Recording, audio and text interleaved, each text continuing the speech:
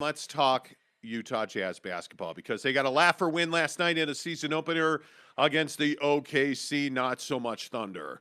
They're not very good, but this probably is exactly what the Jazz needed. A good opener to feel good about the start of your season.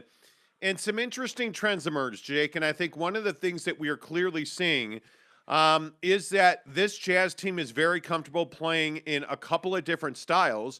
Were you surprised that they were not shooting more threes right out of the gate?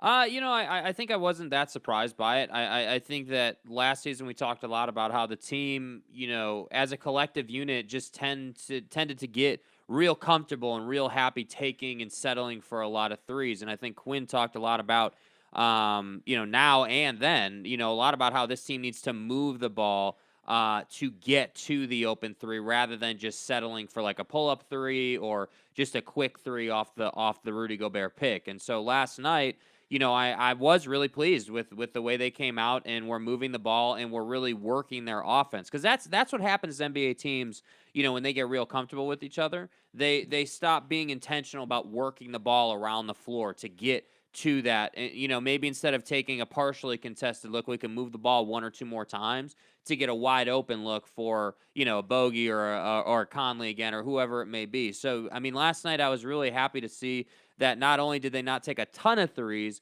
the threes they did take were pretty solid looks, I felt like. And I think, a lot of people on Twitter were talking about how, Donovan may have had a little bit of a rough go last night or whatever the case may be, but I just felt like, that as a team, they were playing really well. And last night wasn't a night where you needed 30 or 40 out of Donovan. Would it have been nice? Sure. I mean, absolutely. It's always nice when you get that kind of production out of the best player on your team. But I think last night, I just would tell people not to freak out about the fact that Donovan didn't have the best game of his life. Last night was sort of just let's get this thing going, let's get through the motions, and let's beat the hell out of the OKC Thunder because they're the OKC Thunder. So, yeah, I mean, I was pleased with what they rolled out on offense last night. I felt like it was balanced. I felt like it was what this team needs to be if they're going to continue to be really efficient offensively. And the last thing I would say is just remember this style of play on game 1, and then let's see what they're doing on game 30 or game 40, because that's going to evolve. But I really like the balance they had last night. Yeah, and I thought it was nice to see a lot of ball rotation. In that second quarter, I thought that was really important. Donovan Mitchell, making the extra pass after admitting that he doesn't like putting his finger in his eyes, so he doesn't wear contacts in the game, which is crazy. That's crazy to me that Yeah, Donovan Mitchell is dealing with a vision issue during games. it's crazy. I don't know how he's playing like that. I don't And he's either. still one of the best players in the league. Yeah, as far as on the court goes, though, some of the things that I thought stood out were certainly Bojan Bogdanovic, playing with his back to the basket, playing some bully ball. I thought Bojan had an interesting night. His defense has not gotten better, and I doubt that it's ever going to. I mean, he is a guy that really struggles to keep the other, player in front of him. And that's a problem for the Jazz because I think we saw that Hassan Whiteside is not used to that rotational backside help defense that's become a staple of Rudy Gobert's game. But you still see some of the weaknesses, if you will, cracks in the dam, if you will, in this Jazz defense. Yeah, so here's the thing, and I think you put it best. Like, we shouldn't expect that Bojan Bogdanovic is going to be able to keep I think the guy, I can't remember his name. Was it Basley? I think it was, or Yes. Basley, whatever Yep. his name is.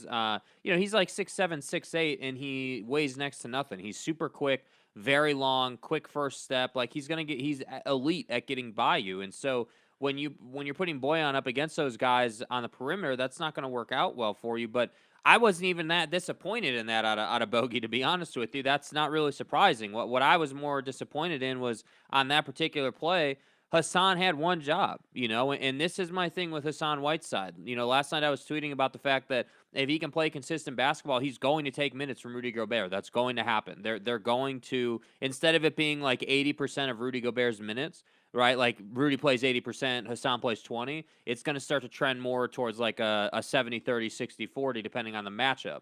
The problem is that Hassan Whiteside tends to be a step late on the help defense, right? Or he does the little things not as well as he needs to. So we'll see how that plays out. But overall, I mean, I think I think it's exactly what you wanted. You came out, you dominated the Thunder.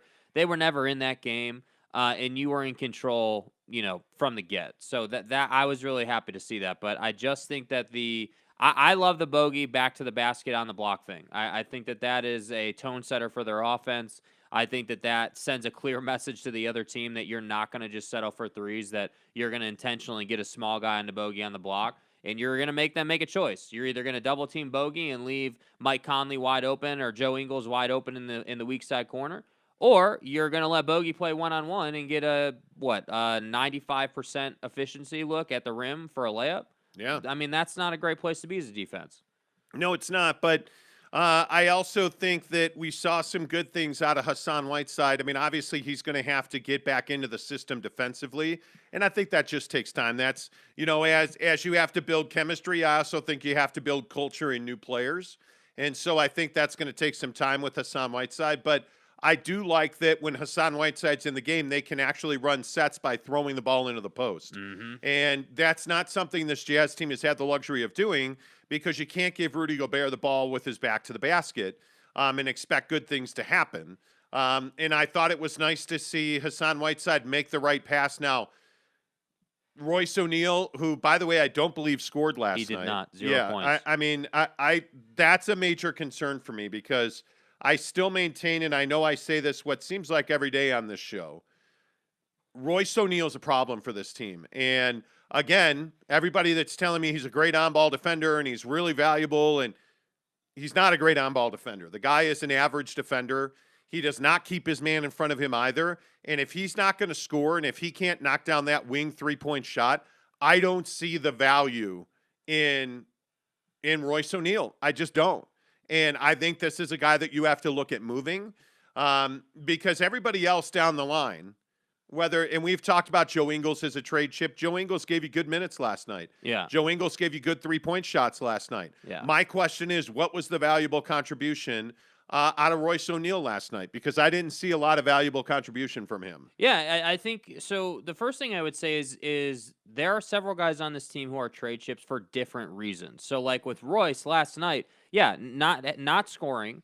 And there were several times, I think it was twice that I can remember, where Shai Gilgeous-Alexander had him literally spinning around off of the pick and roll. And so I'm not saying that Royce sucks or that he's some horrible player, but I don't think it's right to characterize this guy as an elite on-ball defender. That's just not – he's not that guy. I mean, he can play solid defense for you, but he's not, he's not like an elite on-ball defender would be what Shane Battier was, or PJ Tucker, or any of those guys. So I just don't think it's fair to characterize Royce as that. That said, I agree. He's a trade chip. He's valuable enough that you could get value back for him, and you could do something nice with that. And as far as Joe is concerned, I thought he had a nice little night last night. Did he shoot as well as he typically does? No. But does he have a great connection with Rudy Gobert in the pick and roll? Yes, he does. And I think that is what you like to see off the bench. And frankly, on the Joe Ingles front, what I'm really curious about, based on what we saw last night, Jared Butler got 9 minutes, right? And that was surprising. So that was really surprising. So like I'm watching these rotations. I'm watching Quin bringing guys like Pascal and Hassan, and obviously Joe played, and I'm like, okay, this is interesting.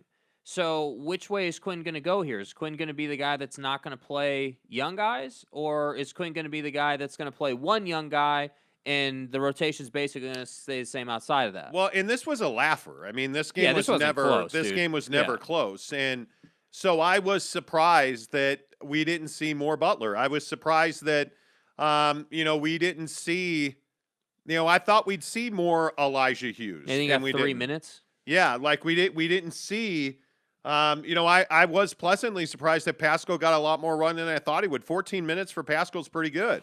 And the funny thing is, I really like when you play Pascal with a big, whether that's Whiteside or Gobert, you now have a physical presence because you have that second big body that you can put in there. I really like what Hassan Whiteside brought to the floor last night. And I think He's going to have to clean some things up. He's going to have to get tighter defensively. But I thought what you saw to Hassan Whiteside is exactly what you wanted to see. Yeah. He rebounded well. He was physical. He again, slow rotations, totally understand that. But I think, December, January, February, Hassan Whiteside's going to be a much better defensive player, and he's going to be a very valuable pickup here. Oh, and he's already more valuable than Derek Favors was, and that's really the point. I mean, let's not forget. Yeah. Let's not forget what his intended purpose is. I mean, his intended purpose is not to compete with Rudy Gobert for minutes. Although I do think, like I was saying, I do think that's going to happen and is already happening. But the intended and stated goal and purpose for Hassan Whiteside is to be a quality backup for probably 15 to 20 minutes a night. That's what his job is. And I think that, I thought he played well. The biggest thing that I noticed this year over last year, because of Hassan's contributions, the Jazz didn't have that stark fall off at the 5 when Rudy and Don and the starters weren't in the game. Yes. You still had the ability to pound the offensive glass. You still had the ability to set really good picks. And I think what happened last year too, when Derek Favors was in the game, is you essentially had to run a different offense. Yes, he was still setting those picks, but one of the things that Rudy Gobert is really elite at is setting really quality picks. He's very good at that. So when you had a guy in Derek Favors coming in who wasn't good at that, it kind of changed things. So when I look at Hassan, I'm like, hey, he's setting good picks. He's rebounding the ball on the offensive and defensive glass. Did he make his shots? Not really, but that'll come. So I feel like he's just an upgrade overall. Yeah, and I think it's interesting, by the way, dating is a waste of time, says the Jazz are tied for the best record in the league. What a start. God, you guys are so reliable. I love you guys, man. Every day somebody creates an account based on something we've talked about. I love it. Teddy Wayman, good morning to you. He says, good win to start the season, indeed. What's up, Teddy? James Knight says, Jingle's still a player, still a Jazz player, guys? Yep. Yeah, he is. And he shot 4 or 7 from 3 last night. I imagine that you had some baby lotion nude on the leather couch last night, James, and you know what? Frankly, yeah, I don't blame you for that. Or I guess that would have been this morning, right? Jazz games are on in the morning. Yeah, that's true. In Australia, might. Daryl says OKC going to have a rough year. Yeah, they're not good. Yeah, you think? But and there were a lot of people on Twitter saying this. Oh, the Jazz only look good. Who cares why they look good? They look good. They look good. It was exactly the opening night that you needed. This team, you can see the foundation is in place. They're going to have more from more guys. I think the best way I've been able to kind of describe what this team needs to do is like, think about the best teams in the league, like, the Nets or the Bucks or any of these really, really elite teams in the league. There are times where they don't have to execute on offense and they still score because they're that damn good. With the Jazz, they don't have the luxury of being that damn good. Donovan Mitchell's that good. You can just say, hey, go get a bucket, and he can do that. But as a team, as a collective unit, this team has to execute on offense consistently to get done what they want to get done, which is getting to the NBA Finals. So that's why I say, that's why we opened the show kind of talking about the fact that they had really good flow. They were moving the ball. They were doing what we'd like to see them do on offense to get those open looks. And that's something you need to watch for as a Jazz fan. Are we seeing a lot of pull-up threes? Are we seeing them settle? Oh, we're not seeing them settle? That probably means they're winning this game. So that's something you want to look for all season. Yep, I agree. Jeremy Bolton says, sup. What's up? All right, sup. And he says, did you guys even watch the Jazz game last night? We Nah. didn't, actually. We don't watch Jazz basketball. No, I was too busy wasting my time on Hinge and going to bed at 8 o'clock. So, There you go. Yeah. There you that go. was Man. that was it. So, Well, I'm just saying, Neville says Trader, Joe, and O'Neal. Oh, I would agree with that. Trader Joe, that's Yeah. funny. James says, no, I loaned the baby oil to Jake recently, remember? Thank you. Yeah. Thank you. It's on the way. Yeah, right. Well, now he got filtered. I didn't read the back half of your comment. But the first part said, how did you sleep? I slept great last night. I slept good too. I had a good night of sleep. It's weird, I don't understand it. It is what it is. It's fine. One of the other conversations I think surrounds Rudy Gobert on this Jazz team, because we did not see the vaunted jump shot. The 15-footer. We did not see the, back to the basket. Hey, I can dribble. I'm an amazing offensive player now. And you know what? I don't think we're going to see that. I think you're going to see the occasional jumper from Rudy. But I think everybody was all excited because he had a double-double in the first quarter, and he finishes with 16 points and 21 rebounds, and yeah, I mean it's a good night for Rudy Gobert, and I think that's who this guy is. Mhm. I would love to see him be a 20-20 guy every single night, but I just don't think that I don't know. I'm trying to be gentle. I just don't know how they're not better with Hassan Whiteside, No, they're not. but you can see that they can win games without Rudy Gobert. Correct. And I know that Boulder was going on last night about just how critical and he's important, and the other thing is they rolled out the NBA GM survey last night with a graphic.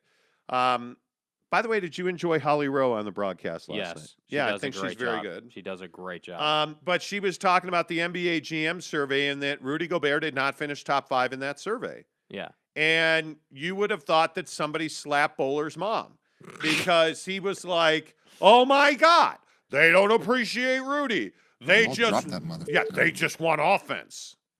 Okay, well, but just in all seriousness, did you see Karl Anthony Towns running the floor last night? Did you see Anthony Street Clothes Davis the other night?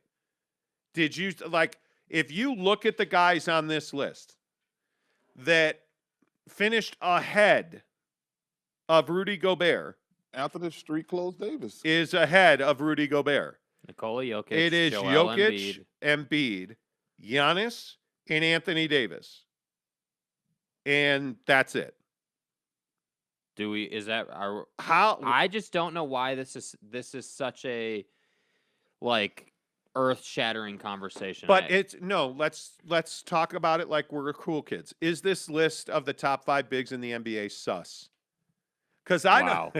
Wow. This guy. Wow. I really don't care if you think it's sus. Yeah, it's Wow. not sus. I think that this is legit.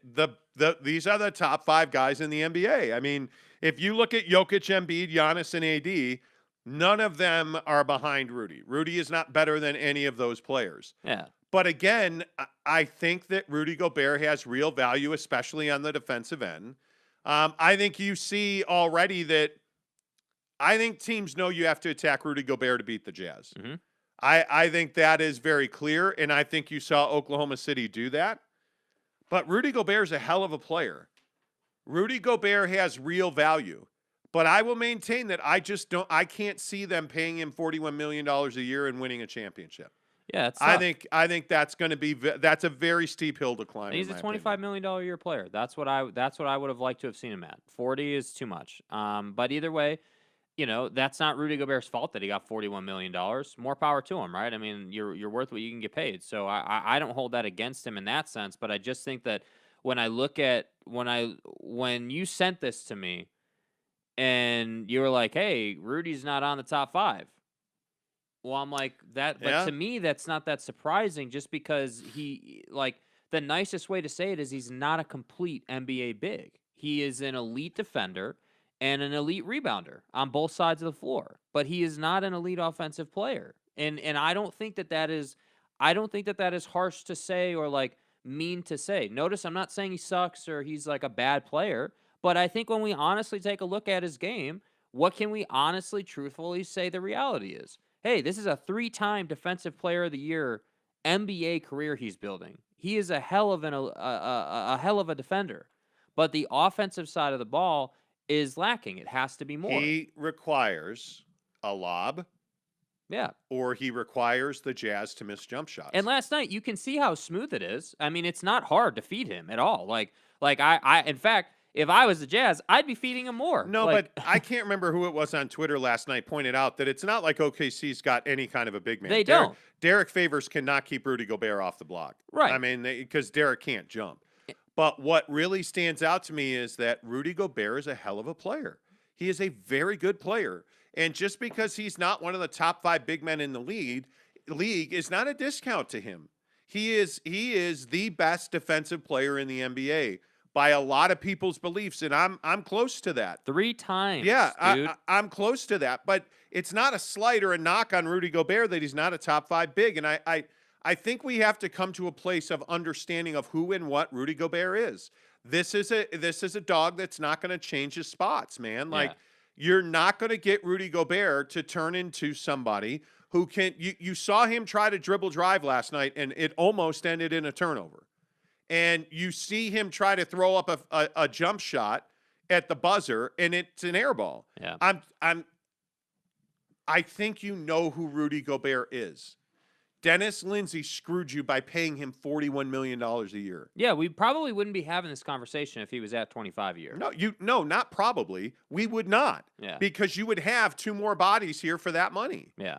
So, look, I and this is why I say Zanuck and D. Wade and Ryan Smith have done a very good job backfilling this roster.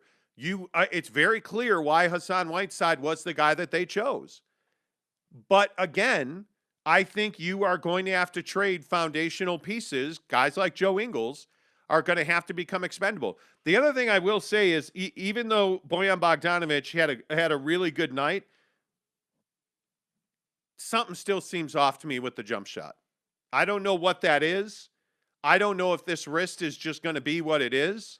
Yeah, I mean, he straight up said that some nights it just bothers him. Like, it's not like he's injured. He's not injured. It just is like It is what it is. Like, yeah, like just some nights it is like more of a pain in the ass than other nights, and that's fine. I mean, they were talking about it on the broadcast last night. I mean, as an NBA player, it's a physical game. It's a contact sport. You're always injured. You're always dealing with something. So I just think. Listen, at the end of the day, you need Bogey to take 7 or 8 threes a game, and you need him to make 5 of those threes ideally. That's all he needs to do. And if they get action on the block with him, that is a big time plus, cherry on top type of thing. So at the end of the day, though, I really liked that last night they rolled out with pick and roll early with Rudy Gobert. I would love to see them do that against most teams, like 9 out of 10 nights. I'd love to see them just come out and use Rudy as an imposing figure and get the intimidation factor going.